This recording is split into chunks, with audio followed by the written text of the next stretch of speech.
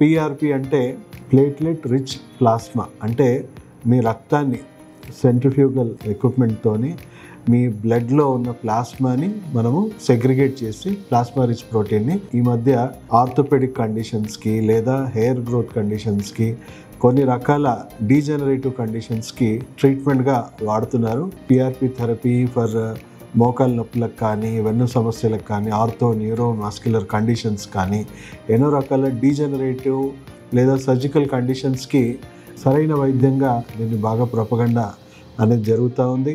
And చూస్తూ ఉన్నాం, even allopathy English medicine సంబంధించిన పెద్ద పెద్ద డాక్టర్స్, సర్జన్స్ కూడా దీన్ని వ్యతిరేకించడము, దీన్ని ఒక స్కామ్ ఆఫ్ ద సెంచరీగా దీన్ని ప్రతిపాదించడము, అండ్ ఇండియన్ మెడికల్ అసోసియేషన్ కూడా దీని మీద ఎన్నో కంప్లైంట్స్ కూడా ఇవ్వడం జరుగుతూ ఉంది. సో దీంట్లో ఉన్న మంచి చెడు ఏంటో అర్థం చేసుకునే ప్రయత్నం చేద్దాము.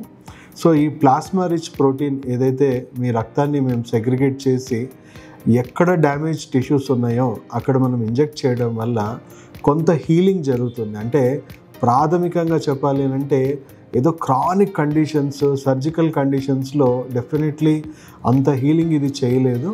బట్ అక్యూట్ కండిషన్స్లో డెఫినెట్లీ ఎంతో కొంత రీజనరేటివ్ ప్రాపర్టీస్ దాంట్లో ఉంటుంది. కాబట్టి మనకు ఆ టిష్యూస్ అతుక్కోవడం కానీ, హీల్ అవ్వడం కానీ, టెండన్స్, స్టేర్ అయిన టెండన్స్ కానీ, టిష్యూస్ కానీ మళ్ళీ అతుక్కొని హీల్ అవ్వడం అనేది జరుగుతూ ఉంది.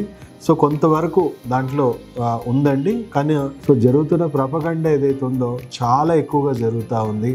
ఏదో అసలు సర్జరీసే అవసరం లేదు, ఏ వైద్యంతో పని లేదు, అన్ని డీజనరేటివ్ కండిషన్స్కి చేసేస్తున్నామని ఏదైతే ఓవర్ అడ్వర్టైజ్మెంట్ ఏదైతే జరుగుతుందో చెప్పినంత మాత్రం నిజంగా లేదండి.